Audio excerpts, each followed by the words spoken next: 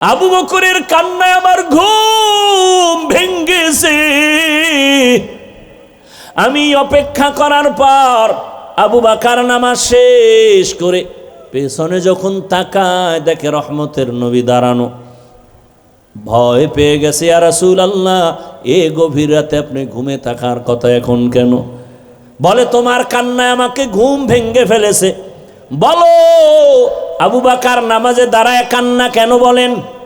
আবু বকর বলেন, ইয়া রাসূলুল্লাহ, আমার মালিকের দরবারে আমি কি নিয়ে দাঁড়াবো? কোনো আমল তো করতে পারি নাই, সেই ভয়ে কান্না করি। দেখছেননি তো, চিন্তা করেননি? আবু বকরের মতো ব্যক্তি যার ফজিলত বয়ান করলে 2-4 ঘন্টা চলে যাবে, শুধু আবু বকর কে?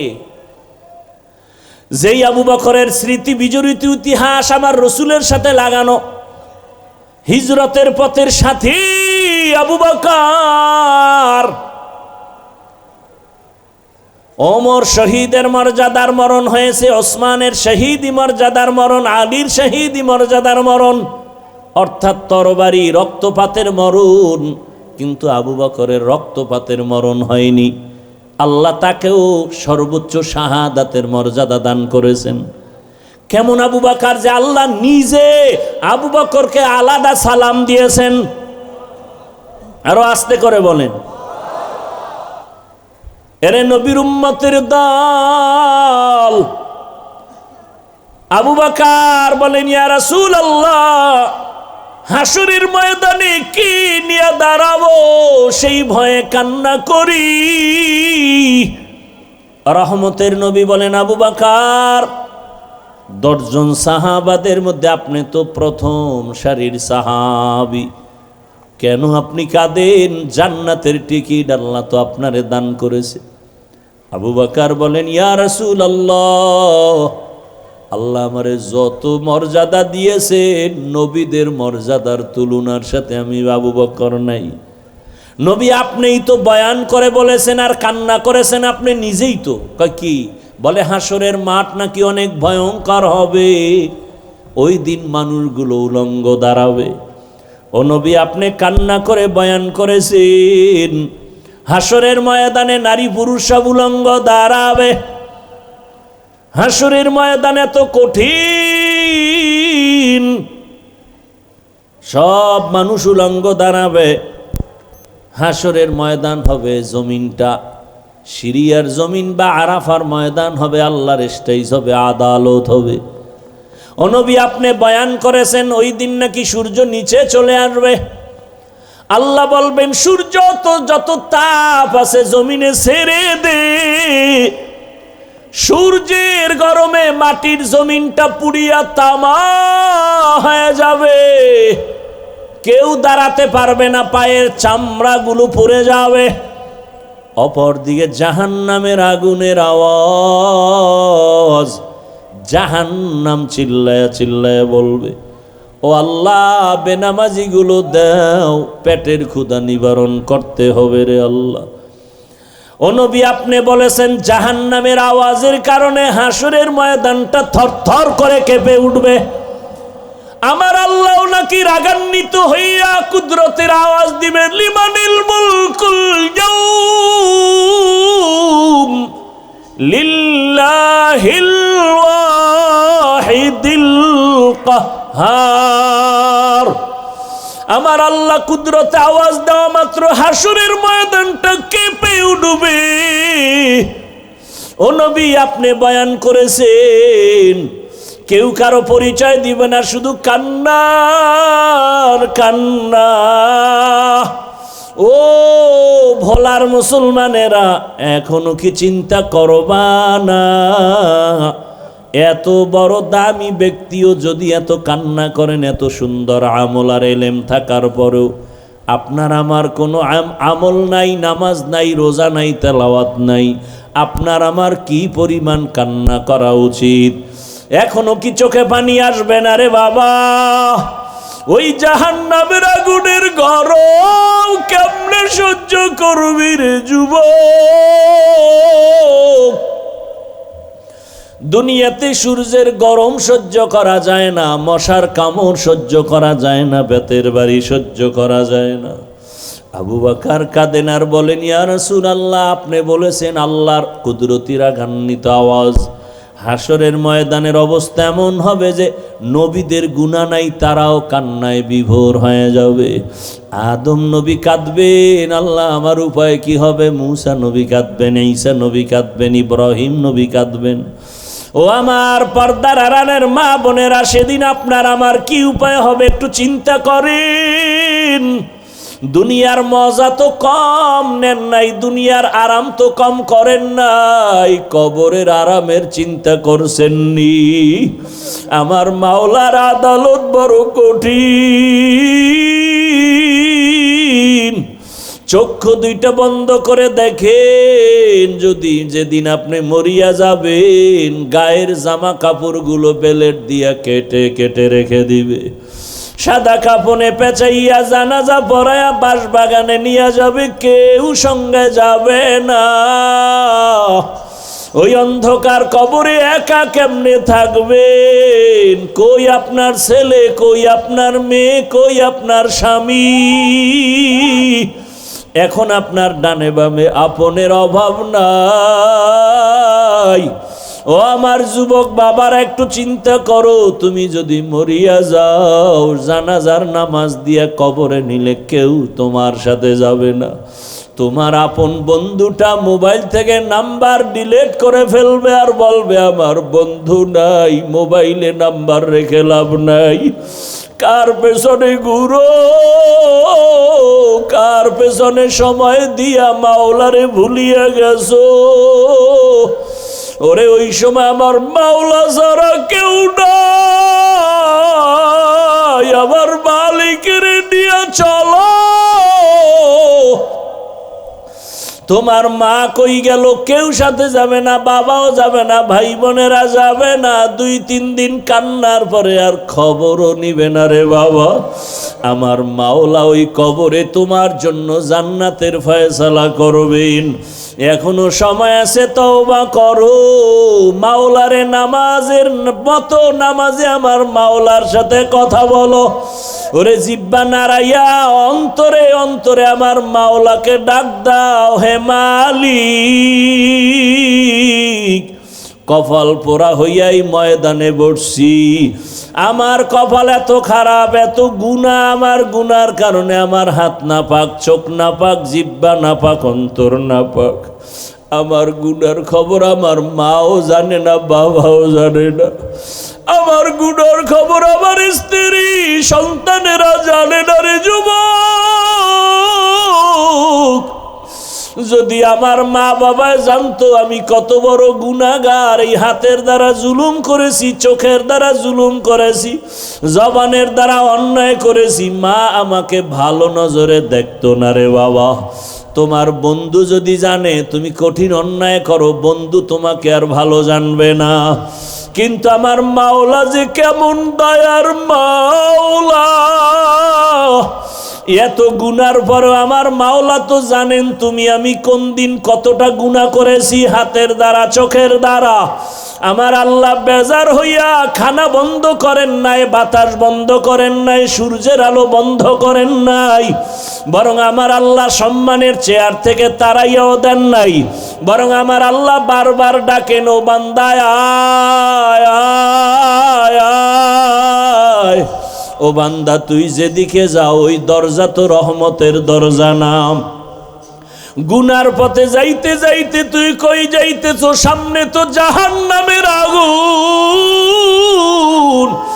আমার রহমতের দরজায় ফিরিয়া আসো। ও আমার ছাত্র বন্ধুরা, একটু বলি, আল্লাহ তোমাকে কোরআনের বাগানে নিয়ে আসছে রে বাবা। এখান থেকে কত ছাত্র দেখছি দাওরা পাশ করিয়াও হালাক হইয়া গেছি। মেশকাত পড়ে, কাফিয়া পড়ে ও আলেম হইয়াও ধ্বংস হয়ে গেছি। ও বাবা, তুমি যাদের কিতাব পড়তেছো, জালালাইন পড়ো, কাফিয়া পড়ো, শরহে বেখায়া পড়ো, যাদের কিতাব পড়ো তাদের কত ইখলাস থাকার কারণে কিতাবটা কবুল হয়ে গেছে। ওই কিতাব পড়িয়া যদি তুমি আল্লাহর কাছে দামি হতে চাও, মোহাব্বত নিয়ে আমল শুরু করে দাও। ওরে তোমার মতো একজন আলেম এই জাতির জন্য বড় বাতি ঘর। এই দেশে বড় ভালো আলেমের প্রয়োজন, ইখলাসওয়ালা আলেমের বড় দাম। আল্লাহর কোরআন সিনায় নিয়েছো বাবা, গুনাহ ছেড়ে দাও। অনুরোধ করি ওই কোরআন ও হাদিসের ইলম নেওয়ার ক্ষেত্রে অন্তরটাকে গুনাহ মুক্ত করো। আল্লাহ নিয়ে আসছেন এই দরজা থেকে খালি ফিরিয়া যাইও না রে বাবা। আল্লাহর কাছে ভোর রাতে কান্না করিও আর বলিও, রে মালিক তুমি ইলমের দরজায় নিয়ে আসছো, আমাকে খালি ফিরাইয়া দিও না, গুনার কারণে যেন মাহরুম হয়ে না যাই। ওরে সাহাবায়ে কেরাম আর আসবে না, নবীরা আসবে না। এই জাতিকে কোরআন হাদিসের পথে জান্নাত দেখাও, জান্নাতের পথ দেখানোর দায়িত্ব ওলামায়ে কেরামের। ওই নবীর দায়িত্বের যদি তুমি স্থানে আসো, কতটা ইখলাসের দরকার, কতটা কান্না দরকার, কতটা আমলের দরকার। কারণ তোমার আমার পেছনে তাকায় আছে মা বাবা, ছাত্ররা তাকায় আছে, গোটা জাতি তাকায় আছে। ওলামায়ে কেরাম থেকে আমরা আদর্শ নিব। তুমি ভবিষ্যৎ ভালো আলেম হতে হলে এখন থেকে তৈরি হয়ে যাও। আল্লাহর কাছে চোখের পানি ছেড়ে কান্না করো। মা বাবা কত কষ্ট করে তোমাকে লেখাপড়ার জন্য পাঠাইছেন। ওই মা বাবা কিছুই চায় না তুমি একজন আলেম হবা, এটাই তার কপাল ধন্য হবে।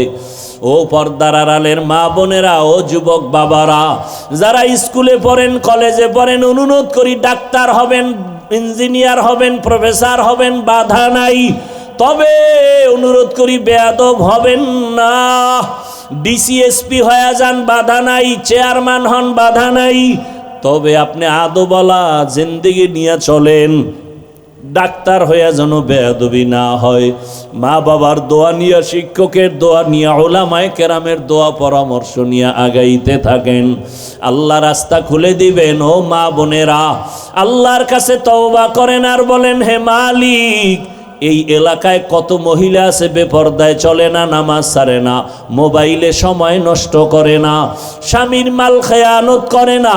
ও পর্দার আড়ালের আম্মা জানেরা, আপনারা কেন পর্দা করতে পারেন না? বেপরদায় চলেন কেন? নামাজ পড়তে পারেন না কেন? মোবাইলের সময় নষ্ট করেন। আপনার কি সন্তানের নিয়ে চিন্তা নাই? আপনার আদর্শটাই কিন্তু সন্তানের মধ্যে চলে আসবে। ভালো একটা আদর্শবান ডাক্তার ছেলে রেখে যান, আপনার ছেলেটাকে আদর্শবান ইঞ্জিনিয়ার বানায় যান। ডাক্তার হইয়াও কোরআন পড়বে, দোয়া করবে, তার জীবন ধন্য হবে, আপনারটাও ধন্য হয়ে যাবে।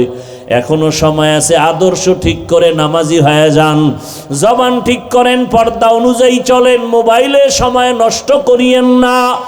একটা সন্তানকে আদর্শ সন্তান বানাবার ফিকির আর মেহনত করেন। আমার নবীও চোখের পানি ছেড়ে কাঁদেন, আবু বকরের কান্নাও চলতেছে। আবু বকর বলেন, ইয়া রাসূলুল্লাহ, নবীদের কান্না শুরু হয়ে যাবে, এমন কঠিন হালাত হবে হাসরের ময়দানে। আল্লাহ তাআলা ডান হাতে যাদের আমল নামা দিবে তারা জান্নাতে যাবে, যারা বাম হাতে আমল নামা পাবে জাহান্নামে যাবে। ওই হাসরের ময়দানে যখন আল্লাহ আমল নামা দেওয়ার জন্য ডাকবেন, নবীদের যদি এমন অবস্থা হয়, আমাদের উপায় কি হবে রে ইয়া রাসূলুল্লাহ? আল্লাহ যদি ডাক দিয়ে, আবু বকর, আমার জান্নাত তোমার জন্য দিয়া দিলাম, দুনিয়াতে ঘোষণা দিয়া দিছি তুমি জান্নাতি, আমার জান্নাত পাওয়ার জন্য কি আমল নিয়ে আসছো বলো? আমি যদি বলি, হে আল্লাহ, তোমার মোহাব্বতে রোজা রাখলাম, তেলাওয়াত করলাম, নামাজ পড়েছি, যাকাত দিয়েছি, আমার আল্লাহ যদি বলে, আবু বকর, আমি যেইভাবে নামাজ চাইছি ওইভাবে হক আদায় করে নামাজ দিতে পারো নাই, আমি যেইভাবে তেলাওয়াত চাইছি হক আদায় করে দিতে পারো নাই, আমি যেইভাবে তোমার যাকাতের আমল চাইছি হক আদায় করে দিতে পারো নাই, আমি যেইভাবে তোমার জিকিরের আমল চাইছি তুমি হক আদায় করে আমাকে দিতে পারো নাই, অতএব তোমার আমল তুমি নিয়ে যাও, আমার জান্নাত আমাকে দিয়া দাও। তখন তখন আমি আবু বকরের কি উপায় হবে? জাহান্নামের অর্ডার হয়ে যাবে, জাহান্নামের হ্যান্ডকাফ হাতে লেগে যাবে। ও রহমতের নবী, দুনিয়াতে একটা মশার কামড় সইতে পারি না, সূর্যের গরম সহ্য করতে পারি না, জাহান্নামের আগুনের গরম কেমন করে সহ্য করব? ও আমার এলাকার মা বোনেরা, বৃদ্ধ বাবাজিরা, যুবক বাবারা, 2 ফোঁটা চোখের পানি ছেড়ে গুনার কথা স্মরণ করে আল্লাহর কাছে ক্ষমা চাও। মা বাবার দোয়া নিয়া চলো, ওস্তাদের দোয়া নিয়া চলো, আউলামায়ে কেরামের দোয়া নিয়া চলো। আর যদি কোনো অন্যায় করিয়া থাকো ক্ষমা চাইও, কারণ আল্লাহর কসম, মা বাবার দোয়া, শিক্ষকের দোয়া, উলামায়ে কেরামের দোয়া তোমার সফলতার চাবি। যদি বেয়াদবি করো জীবনটা ধ্বংস হয়ে যাবে মরার আগেই। ও বাবারা, যদি মায়ের সাথে বেয়াদবি, বাবার সাথে বেয়াদবি করে থাকো, ওই মা বাবার চোখের পানি আর দোয়া ছাড়াই হাফিজুর রহমান চেয়ারে বসতে পারি নাই। ওই মা বাবার চোখের পানি দোয়া ছাড়া তুমিও টাকার মালিক, বাড়ির মালিক, গাড়ির মালিক, আলেম হতে পারো নাই। ওই মা বাবারে কেমনে ভুলিয়া গেছো? ওই মা বাবার জন্য কি মায়া হবে না? ওই মা বাবার সাথে এখনো সময় থাকলে দোয়া নাও রে বাবা, হারায় গেলে আর পাইবা না। ওই মা বাবা তোমার আমার জন্য কত রাত খানা খায় নাই, ঘুমায় নাই। একজন শিক্ষক মেহনত করতে করতে তার পরিবারের খবর নিতে পারেন নাই। এত মেহনত করে তোমাকে আমাকে বয়ান শিখাইছেন, ইলম শিখাইছেন, তার সাথে যেন বেয়াদবি না হয় রে বাবারা। ওলামায়ে কেরামের অবদান অস্বীকার করার কোনো সুযোগ নাই। দোয়া নিয়ে তওবা করো, মনে মনে আল্লাহকে বলো, হে আল্লাহ, জীবনে কত নামাজ ছাড়লাম, গুনাহ করলাম, মোবাইল চালাইলাম, হাতের গুনাহ, চোখের গুনাহ, আজকে থেকে তৈরি হয়ে গেলাম হে মালিক, আর গুনাহ করব না, নামাজ ছাড়বো না, দাড়ি কাটবো না, বেপরদায় চলবো না। মা বাবার দোয়া নিয়া, শিক্ষকের দোয়া নিয়া, উলামায়ে কেরামের দোয়া পরামর্শ নিয়া নবীজির আদর্শ মেনে চলবো। মা বোনেরাও তওবা করেন, আমার আল্লাহকে মনে মনে বলেন, হে আল্লাহ, আর বেপরদায় চলবো না, নামাজ ছাড়বো না, মোবাইলে সময় নষ্ট করব না, স্বামীর মাল হেফাজত করব, 5 ওয়াক্ত নামাজ পড়ে দোয়া করব, আদর্শ সন্তানের মা হইয়া কবরে যাব। যুবক বাবারাও আল্লাহর কাছে অন্তর খুলে তওবা করো, কপালটা যেন পুড়িয়া না যায়। আল্লাহর আযাবের ভয় অন্তরে জমা করে আমল চালু করে দাও। আর নামাজ ছাড়বা না, দাড়ি কাটবা না, বেপরদায় চলবা না, মা বাবার সাথে বেয়াদবি করবা না, শিক্ষকের সাথে বেয়াদবি করবা না, ওলামায়ে কেরামের দোয়া পরামর্শ নিয়া নবীজির সুন্নতি আদর্শ মেনে চলবো। তওবা করার যদি অন্তর তৈরি হয়, মুনাফিকি যদি অন্তরে না থাকে, খাঁটি তওবার নিয়ত যাদের আছে, 2টো হাত আমার আল্লাহকে দেখাইয়া দাও। আয় আল্লাহ, হাতগুলো কবুল করে নেন, তওবা কবুল করে নেন। তওবার উপরে মজবুত হইয়া চলার মতো তৌফিক আমাদের দান করেন, আমিন। আলহামদুলিল্লাহি রাব্বিল আলামিন, ওয়াসসালাতু ওয়াসসালামু আলা সাইয়্যিদিল আমবিয়াই ওয়াল মুরসালিন। ইয়া আরহামার রাহিমিন, ইয়া আরহামার রাহিমিন, ইয়া আরহামার রাহিমিন। রব্বিরহামহুমা কামা রব্বায়ানি সগীরা। बता हमको तेरे राह किस तरफ है, तेरे राह पर चला हमको खुदाया। बेगुनाह न गुज़श्त बरमा साअत बहुज़ूरे, दिल न कर दम ताअत या इलाही। मुझसे मुझको दूर कर, ताके देखो मुझ में तुझको एक नजर। या इलाही तू मेरा माबूद है, या इलाही तू मेरा माशूक है। अल्लाहुम्मा इन्नका अफून करीम, তুহিব্বুল আফওয়া ফা'ফু আন্না। আল্লাহুম্মা ইন্না নাসআলুকা রিযাকা ওয়াল জান্নাহ ওয়া নাউযু বিকা মিন সাখাতিকা ওয়ান নার। اللهم إنا نعوذ بك من البرص والجنون والجذام وسيء الأسقام. اللهم إنا نسألك علما نافعا ورزقا واسعا وشفاء من كل داء. يا حي يا حليم يا عزيز يا كريم بحق إياك نعبد وإياك نستعين. فسهل يا إلهي كل صعب بحرمة سيد الأبرار. سهل بفضلك يا عزيز. اللهم إني أعوذ بك من كل عمل وقول يخزيني. اللهم ارحمني بترك المعاصي. اللهم ارحمني بترك المعاصي. اللهم ارحمني بترك المعاصي. ও দয়ার মালিক, কুদরতের নজর দিয়া তাকায় দেখে, আয় আল্লাহ, কোরআনের বাগানের মধ্যে কারা কারা আপনার দরওয়াজায় হাত উঠাইছে। আয় আল্লাহ, কত ওলামায়ে কেরাম হাজির, কত দাড়িওয়ালা মুরব্বী, কত ব্যবসায়ী, কত চাকরিজীবী, কত যুবক, কত ছাত্র, পর্দার আড়ালের কত মা বোনেরা হাজির হয়েছে। ও আল্লাহ, আমরা তওবার নিয়তে আসছি। দুনিয়াতে যেদিন আসছিলাম কত পবিত্র, মা বাবা কত আনন্দ করেছিলেন। আজকে সেই পবিত্র জীবনটা গুনার কারণে নাপাক করেছি রে আল্লাহ। কেউ জানে না আমার গুনার কারণে আমার হাত নাপাক, আমার চক্ষু নাপাক, আমার জিহ্বা নাপাক, আমার অন্তর নাপাক। ও আল্লাহ, গুনার দিয়ে তাকাইয়া দেখি জাহান্নাম ছাড়া কিছুই না। কিন্তু আল্লাহ, দুনিয়ায় সূর্যের গরম সইতে পারি না, বেতের বাড়ি সইতে পারি না, মশার কামড় সইতে পারি না। গুনাহ নিয়ে কবরে গেলে মাটির চাপ কেমন করে সহ্য করব? হাসরের ময়দানে সূর্যের গরম কেমনে সহ্য করব? ও আল্লাহ, ভয়ে ভয়ে আপনার দরওয়াজায় আসছি রে আল্লাহ।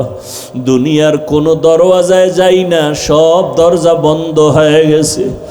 দোকানওয়ালার দরজা বন্ধ, বাড়িওয়ালার গেটেও তালা। ওরে মায়ের ঘরের দরজা বন্ধ, বোনের দরজা বন্ধ, সব দরজাগুলো বন্ধ। কিন্তু আপনার রহমতের দরজা বন্ধ নাই রে মালিক। আমরা কারো দরজায় না গিয়া রহমতের দরজায় হাজির। তওবা করে আসছি, তওবার জন্য আসছি, আর গুনাহ করব না, আর দাড়ি কাটবো না, নামাজ ছাড়বো না, বেপরদায় চলবো না, মা বাবার সাথে বেয়াদবি করব না, আর ওস্তাদ শিক্ষকের সাথে বেয়াদবি করব না, ওলামায়ে কেরামের সাথে বেয়াদবি করব না। আয় আল্লাহ, আপনার মতো দয়াময় কেউ নাই। একটা সন্তান অন্যায় করে মাকে ক্ষমা চাইলে মায়ের মন নরম হয়ে যায়। একটা ছাত্র অন্যায় করে চোখের পানি ফেলে যদি বলে হুজুর আমাকে মাফ করে দেন, দয়া এসে যায়। ও আল্লাহ, মা বাবার থেকে, শিক্ষকের থেকে আপনার মায়া অনেক বেশি। আমরা চোখের পানি ছেড়ে বলতেছি আল্লাহ ভুল করেছি, গুনাহ করেছি, আয় আল্লাহ নাফরমানি করেছি। আয় আল্লাহ, আপনি রাগ করিয়া ফালাইয়া দিয়েন না। আয় আল্লাহ, গুনার কারণে ফিরাইয়া দিয়েন না। মেহেরবানি করে আমাদের মাফ করে দেন। আয় আল্লাহ, জীবনের গুনাহ মাফ করে দেন। তওবার উপরে মজবুত হইয়া চলার তৌফিক দান করেন। গুনাহের কারণে দিলটা পাথর, চোখে পানি নাই, ও আল্লাহ কান্নাওয়ালা চক্ষু দান করেন, কান্নাওয়ালা চক্ষু দান করেন, কান্নাওয়ালা চক্ষু দান করেন, জিকিরওয়ালা জিহ্বা দান করেন, আখিরাতের ফিকিরওয়ালা কলব দান করেন। আয় আল্লাহ মাহফিল কবুল করে নেন, মাদ্রাসা কবুল করে নেন, আসাতেজায়ে কেরামদের কবুল করে নেন, তালিবুল ইলমদের কবুল করে নেন, মুহিব্বিন মুতাআল্লিকিনদের কবুল করে নেন, মুখালিফের মুওয়াফিক বানায় দেন। আয় আল্লাহ কত দূর থেকে আপনার গোলামরা আসেন, আয় আল্লাহ হেদায়েতের নূর সিনায় দান করেন। আয় আল্লাহ নিরাপদে গন্তব্যে পৌঁছার তৌফিক দান করেন। আয় আল্লাহ তাআলা মা বোনদের কবুল করে নেন, আবেদা পর্দাওয়ালা বানায় দেন, সন্তানগুলো নেককার বানায় দেন। আয় আল্লাহ আদবওয়ালা বানায় দেন। আয় আল্লাহ যারা লেখাপড়া করে পরীক্ষার্থী কামিয়াবি দান করেন। আমার কলিজার প্রত্যেকটা যুবকের দিনের খাদেম বানায় দেন। মোবাইলের গুনাহ থেকে হেফাজত করেন আল্লাহ। সারা দুনিয়াবাসীকে মাফ করে দেন। বিদেশ